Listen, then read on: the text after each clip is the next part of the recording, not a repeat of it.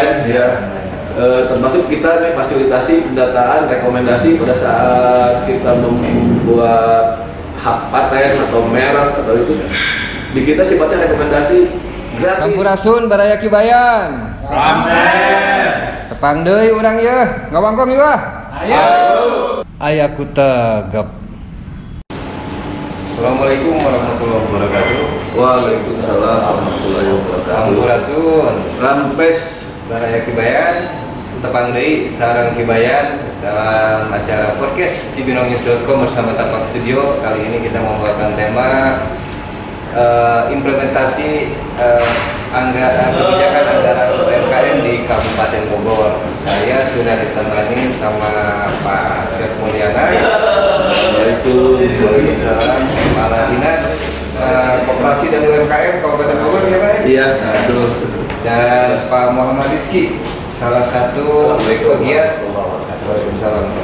pegiat dan pelaku UMKM di Kabupaten Bogor, Provinsi Bogor. Saya mau ke Pak Asep dulu ya sebagai kepala dinas. Mungkin di sini arah kebijakan Pak ya, dinas Bapak, dinas yang Bapak pimpin untuk mengembangkan UMKM. Nah kalau koperasi mah sudah tidak terdengar lagi Pak ya? Masih. Pada kemana Pak koperasi? Ya. Sebetulnya koperasi di Kabupaten Bogor ini masih hidup, masih eksis, masih banyak yang bermanfaat untuk masyarakat di Kabupaten Bogor. Ya, alhamdulillah. Dari jumlah 1.700 koperasi ini yang memang masih sehat, masih aktif, ada sekitar 605 koperasi. Tengahnya pingsan. Iya. Ya. Nah kalau UMKM?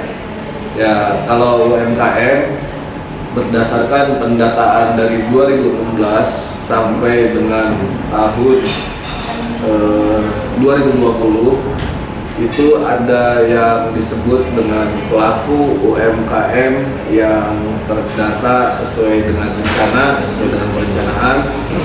Itu ada sekitar 32.000 pelaku UMKM itu yang terdata. Ini 32.000. Memang banyak Lebih dari itu ya? Lebih dari 330.000. 32.000 saja Pak ya.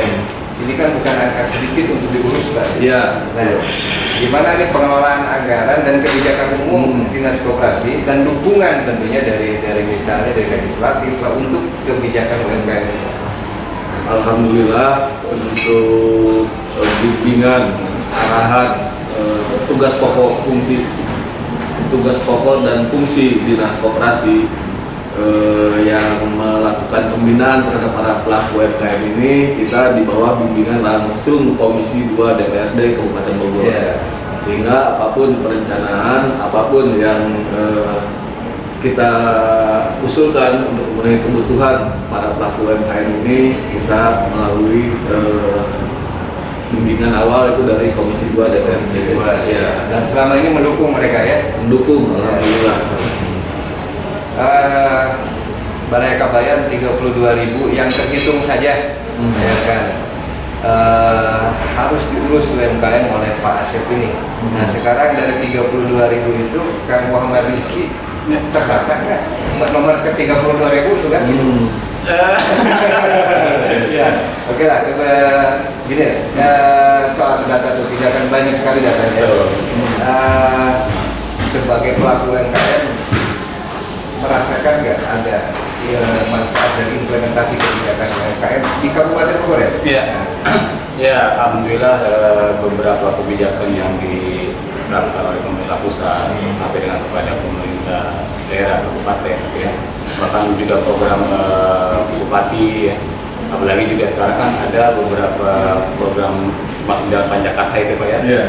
Ada wacana untuk Ibu Yasin itu untuk menghidupkan kembali itu UMKM gitu. Makanya kami sebagai pelaku UMKM itu benar-benar sangat terbantu. Nah kebetulan saya sendiri kan dari Pondok Bisnis Digital ini lebih kepada ini apa namanya, kita Produknya apa aja gitu? Kalau kita saya pribadi gitu ya lebih kepada layanan jasa digital. Nah cuman kita ini ada satu posko yaitu di Jalan Raya Bogor itu bersama dengan salah satu produk jasa juga ya. Itu kita menjadi wadah atau tempat nanti para kumpul UMKM. Jadi kita mengadakan training, kemudian kita juga ada pembinaan.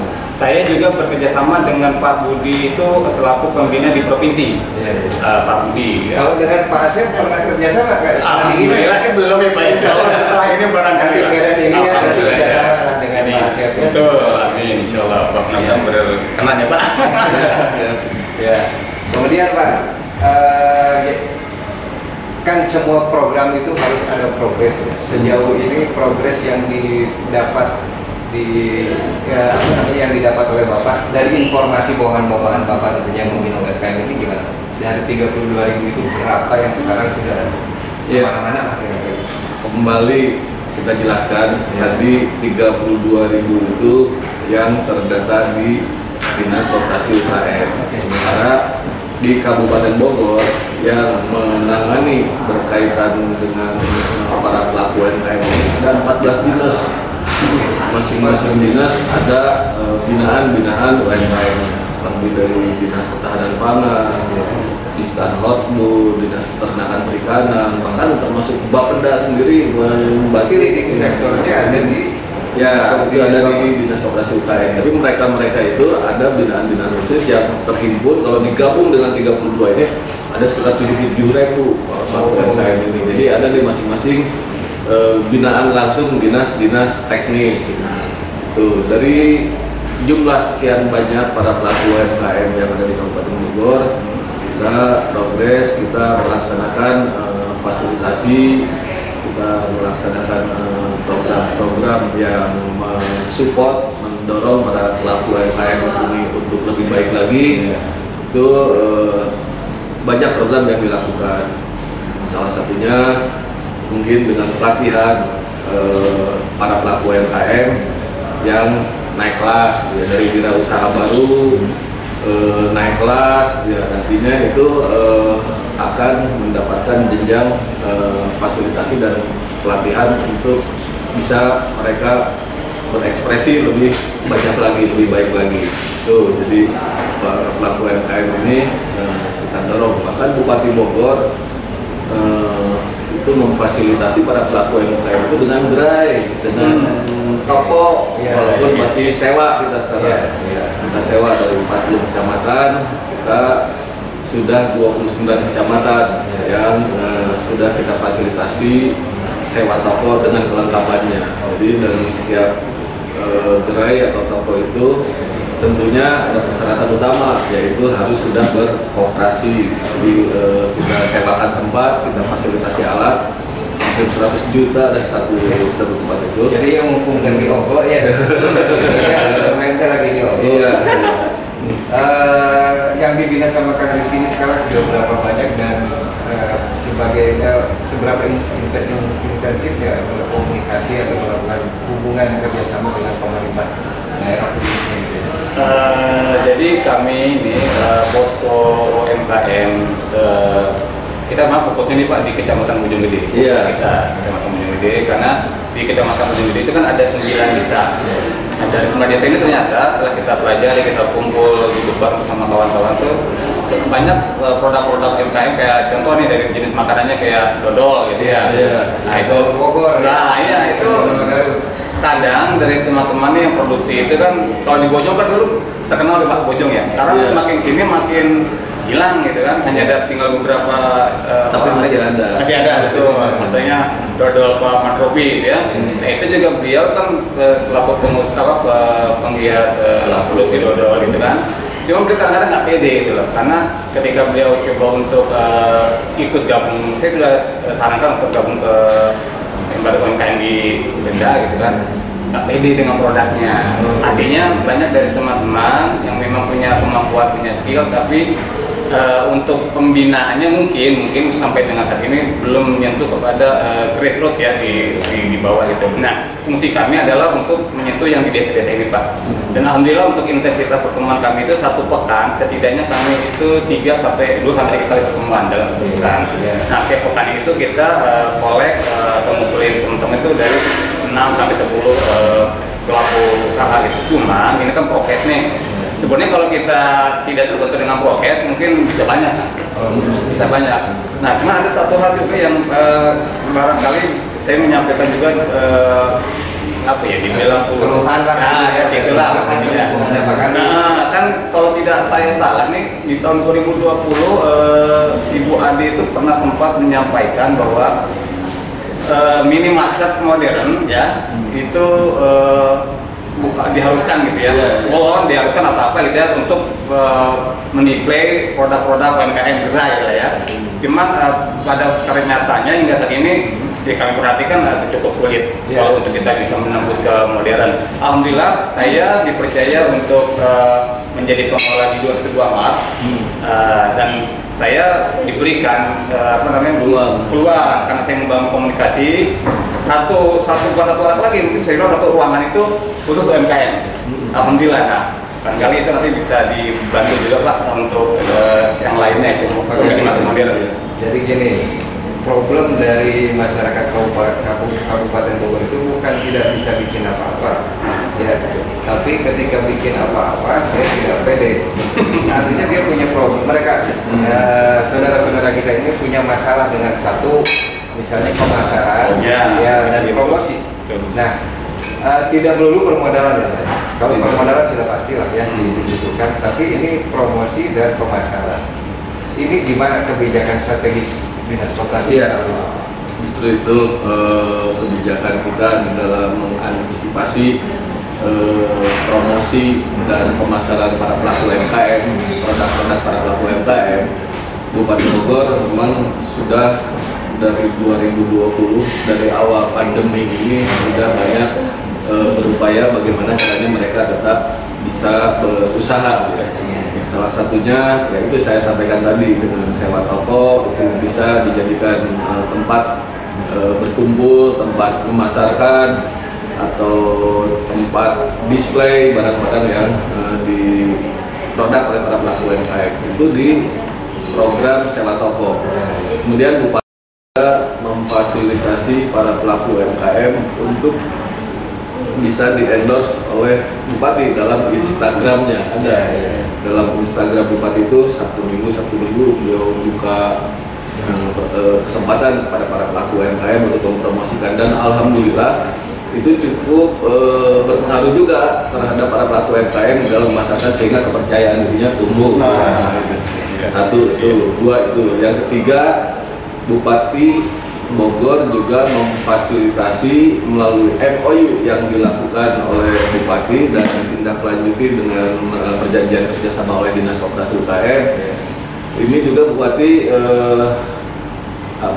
meminta atau bersyaratkan kepada hipermart atau mal-mal yang sudah ada. Salah satunya ada Aeon, ada Hipermart Jalan Raya Bogor Jakarta, di IKEA.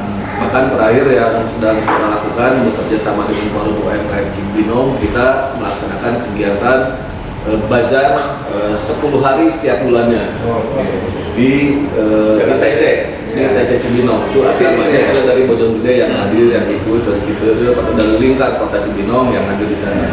Nah, itu upaya-upaya yang dilakukan dengan modal perjanjian kerjasama. Kemudian Bupati juga memfasilitasi para pelaku UMKM ini, khususnya yang di objek wisata atau yang di destinasi wisata atau yang di desa wisata.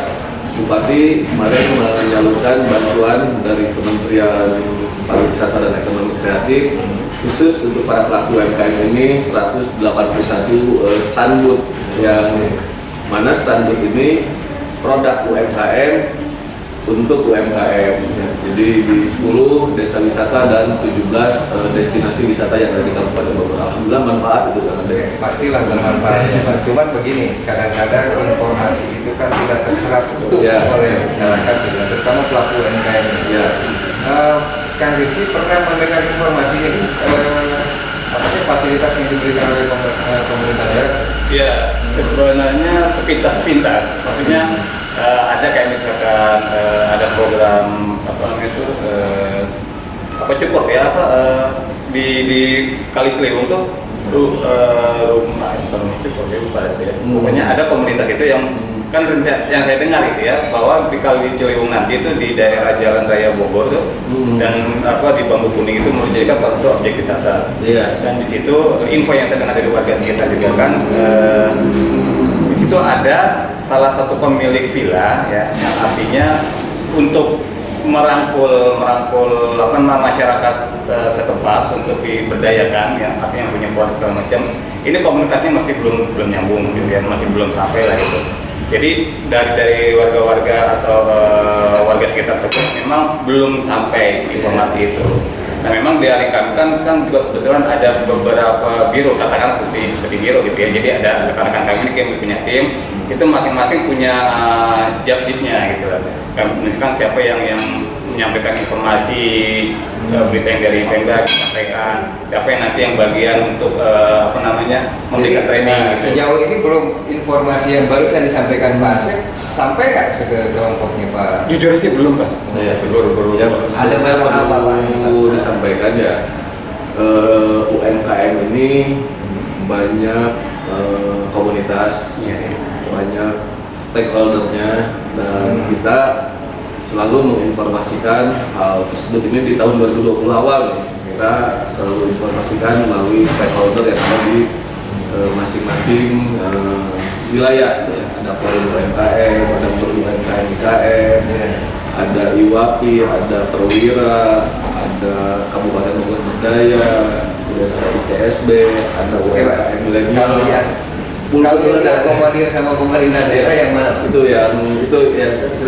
ya sementara yang eksis yang sekarang itu lebih ke forum UMKM, kemudian forum UMKM IKM, karena mereka lebih intens mencari informasi, mereka lebih buka Instagramnya Dinas Koperasi UKM, sehingga mereka mungkin lebih banyak mendapatkan informasi. Kalau lembaga Pak Rizky, ya punten nih, nanti ya makanya komunikasi itu sekarang sedang saya rubah nih. Komunikasi itu kita berdasarkan struktur pemerintahan. Nah kita juga sedang berupaya kalau ada informasi-informasi yang berkaitan dengan kegiatan, berkaitan dengan UMKM, kita juga menyampaikan informasi ini melalui camat. Kemudian camat juga diharapkan ke masing-masing desa memberikan informasi, karena banyak potensi di desa yang bisa dikembangkan. Bila mana desa memiliki data UMKM di masing-masing desa ini detail, jelas berdasarkan klasternya, nah itu juga bisa menjadi media informasi kita lebih detail. Jadi tidak seperti waktu tidak seperti waktu pembagian dana UMKM dari pemerintah pusat, tidak jelas siapa yang menerimanya, karena ada sebagian ya Pak ya, jelas siapa yang menerimanya. Terus saya informasinya dari pusat ya, apa? Harus saya jelaskan ya. Ini harus dijelasin Pak ya. Ya, yang namanya bantuan BPUM dari Presiden melalui Kementerian Koperasi yang 2,4 juta, itu ada 4 lembaga yang boleh atau berhak mengajukan bantuan itu. 1 koperasi, 2 bank yang Bank Nasional yang bekerja sama dengan pusat, yang ketiga PNM, penanaman modal madani itu. Yang keempatnya Dinas Koperasi UKM. Nah kita mensosialisasikan di tahap pertama tuh kita hanya bisa mendata atau mengusulkan para pelaku UMKM itu hanya sebatas ke 28.000 lebih ya. Nah itu sehingga memang waktu itu sedikit di tahap pertama tuh dari 17 Agustus sampai tahap berikutnya. Tapi di tahap kedua kita ubah sistem. Kita bikin secara terbuka dengan membuat link, dengan membuat bitly, sehingga masyarakat itu bisa mendaftarkan secara langsung. Nggak tahu Pak Rizky kemarin mendaftarkan nggak?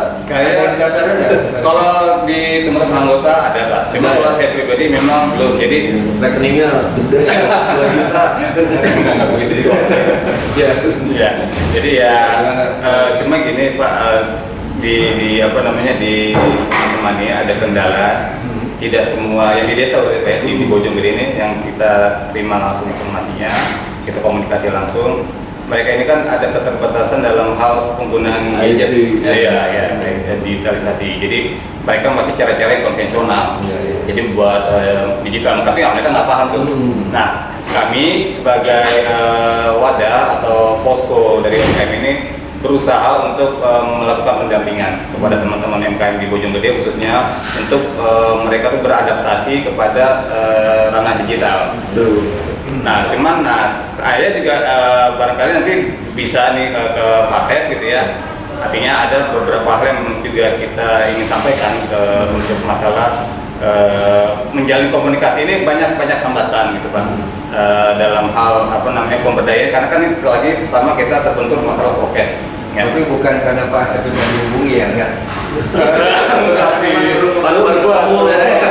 Saya yakin kalau saya mungkin bertanya ke Pak Beliau pasti beliau jadi masalahnya mungkin untuk kedepannya Pak, saya mudah-mudahan dapat berkenan gitu ya bahwa saya membawa teman-teman UMKM di Bojonggede ini ya. Kalau misalkan memang ada kesempatan, ada waktu, tolong diberikan pelatihan juga Pak, maksudnya dari dinas gitu ya, mewakili gitu kan. Artinya mereka nih orang-orang yang jarang tersentuh lah gitu, yang perlu belajar kasih tayang dari dinas. Pak Rizky, memang untuk para pelaku UMKM di Bojonggede khususnya kemarin itu banyak juga yang daftar dengan difasilitasi oleh DPD, difasilitasi oleh LPM, difasilitasi oleh desa kan, yang mendaftarkan itu selain oleh forum-forum yang saya sebutkan tadi. Kenapa saya lebih fokus ke pemerintahan desa kalau sekarang itu? Karena apa? Satu, yang menerbitkan legalitas pertama yang menunjukkan Pak Rizky sebagai pelaku UMKM adalah desa, yaitu dengan surat keterangan usaha dari desa. Nah, dari situ kelengkapan lainnya lebih mudah lagi online, ya seperti NIB, UMK itu kan melalui OSS pusat daftar, bisa langsung menjadi pelengkap dari legalitas pelaku UMKM. Selain tambahannya profil atau foto-foto dari tempat pelaku UMKM berusaha. Nah itu jadi insya Allah kedepannya kita harus banyak saling komunikasi. Alhamdulillah ya, itu yang bantuan pusat. Sebenarnya ada lagi bantuan yang lebih bermanfaat untuk para pelaku UMKM dari Bupati. Itu di awal pandemi kita bulan April itu melaksanakan pendataan pelaku UMKM karena mungkin terlalu cepat pendataan pendataan untuk tahun 2020 itu kita hanya mendapatkan jumlah pelaku UMKM itu sebanyak 2.141. Bentuknya? Nah itu data awal ya, dari 2.141 ini akhirnya kita ajukan kepada Bupati untuk mendapatkan bantuan bersama-sama dengan korban PHK. Nah dari situ setelah kita verifikasi, setelah kita cek lapangan, setelah kita periksa kelengkapan perizinannya yang memenuhi syarat itu hanya sekitar 1.900 pelaku UMKM. Itu bantuannya lumayan kan. Coba Pak Rizky, kalau Pak Rizky kemarin atau di awal pandemi sudah kenal dan mendapatkan informasi dari saya juga belum bilang dinas koperasi. Itu dari data itu alhamdulillah Bupati di akhir tahun 2020 itu memberikan bantuannya 5 juta. 5 juta ya per pelaku UMKM untuk yang terencana atau terdata pada saat di awal kali lipat bantuan pemerintah pusatnya 2 kali lipat plus lebih Bupati Bogor ya. Itu perhatian dari Bupati untuk para pelaku UMKM. Sebenarnya mudah-mudahan Pak Rizky ke depannya bisa komunikasi sering. Amin. Insyaallah. Ya Pak Rizky, Pak Asep, kita minta closing statement lah ya, kira-kira apa yang akan disampaikan kepada pemirsa cibinongnews.com untuk memanfaatkan peluang kebijakan pemerintah yang lagi pager-pagernya sekarang untuk UMKM gitu. Saya berpesan kepada para pelaku UMKM jangan hanya memproduk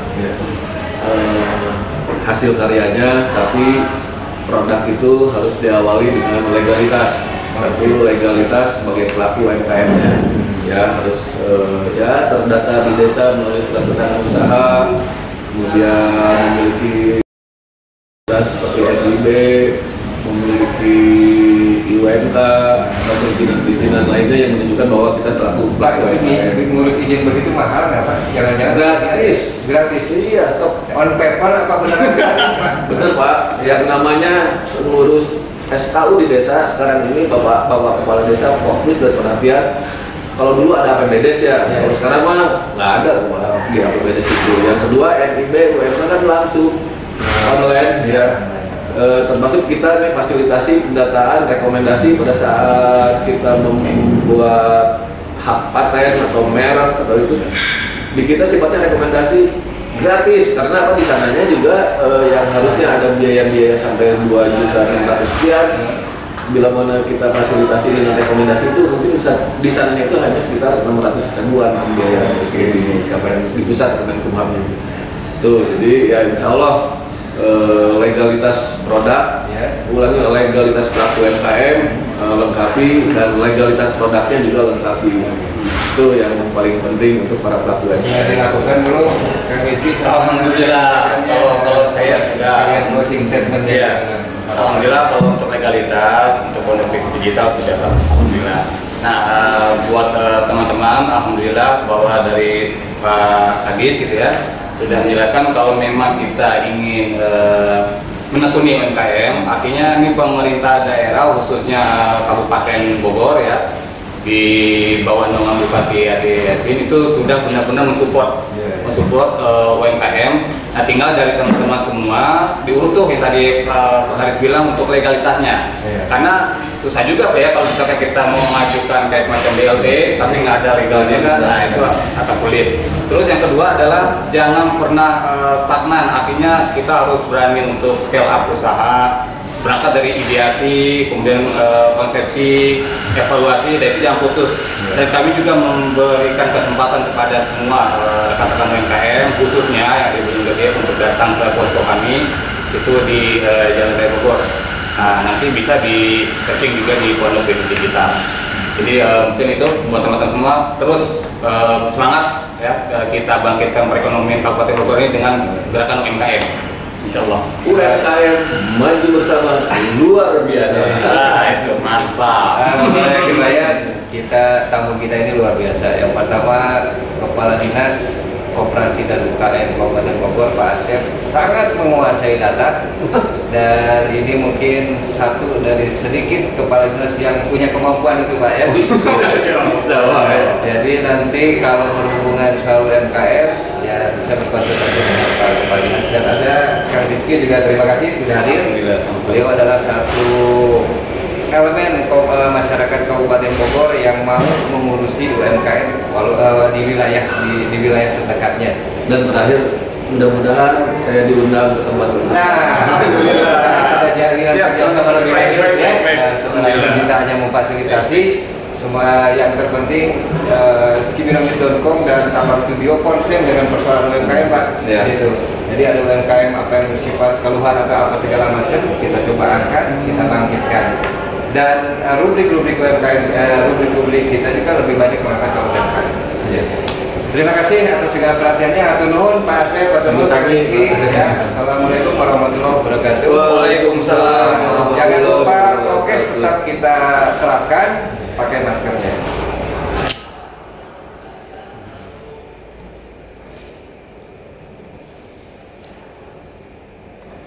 Dan UMKM di Bojonggede, Tanjung Alam, susu kan sampai ketua LPM datang ke kantor itu masukan Ada anggota kantor yang kita bikin yang share ke Melki lah. Itu dia bingung kalau